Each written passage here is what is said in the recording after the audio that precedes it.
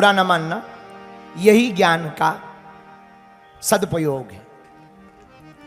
इतना ज्ञान होने के बाद भी हनुमान जी निराभिमानी।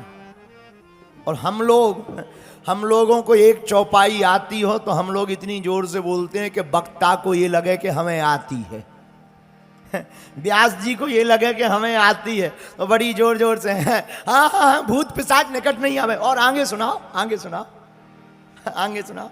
अरे भाई, हम लोग ज्ञान का प्रदर्शन करते हैं, हनुमान जी ज्ञान का दर्शन करते हैं। ये सीखने योग्य बात है। अच्छा, हनुमान जी ज्ञान का प्रदर्शन नहीं करते, इसलिए तो इनको विद्वान नहीं कहा। क्या कहा? विद्यावान गुणियति चतुर राम का।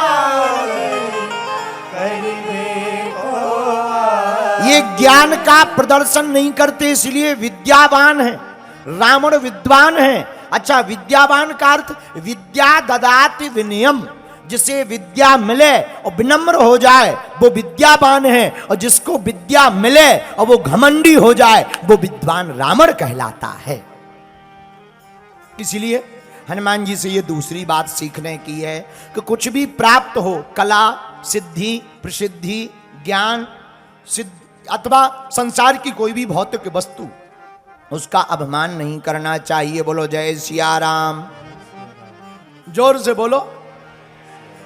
जो अभिमान करते हैं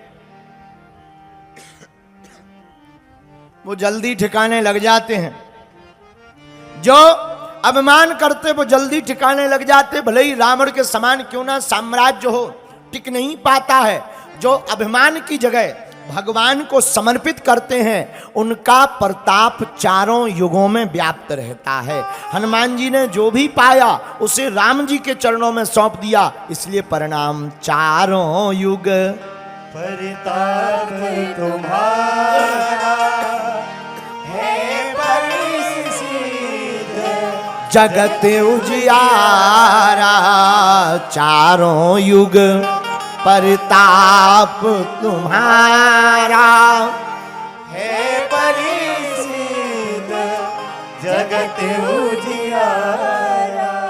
पर कुछ लोग कहते महाराज हम तो हनुमान जी के ही भक्त हैं, पर हनुमान जी की भक्ति अंदर भरती नहीं है। कथा इतनी सुनते हैं पर बहुत ज्यादा काम नहीं करती, क्योंकि तुम लोग सुनते हो कान से, और कथा कान का विषय नहीं है। कथा सुननी चाहिए ध्यान से। हम लोग कथा सुनते हैं कान से, कथा कान की जगह ध्यान से सुननी चाहिए। जो कान से सुनता है उसे कोई काम नहीं करती है कथा, जो ध्यान से सुनता है उसके ही जुबान से जीवन में कथा उतरती है। ऐसे समझो। एक बार एक महात्मा से एक शिष्य ने पूछा कि गुरुजी कथा हमारे चित्त में क्यों नहीं चढ़ती है, हमें याद क्यों नहीं होती है। महात्मा बोले मदरा ले आओ। मदरा, मदरा जानते हो? शराब। बोले जाओ एक घड़ा मदरा लेकर आओ। शिष्य चौंक गया, अब गुरुजी की आज्ञा टाले ना। गया, एक घड़ा मटका में शराब भर करके ले आया। गुरुजी बोले एक काम करो, इसे पियो, पर सुनो पूरी नहीं पीना है, मुंह में रखना है और कुल्ला करना है। मुंह में रखते जाओ उलटते जाओ, रखते जाओ उलटते जाओ, पूरा घड़ा खाली करना है। अब गुरु की आज्ञा, मना करे ना। बेचारा मुंह में रखे फिर उल गए, मुंह में रखे फिर उल गए, पूरी मटका साफ हो गई। गुरुजी बोले कहो नशा चढ़ा? बोले नहीं चढ़ा। क्यों नहीं चढ़ा?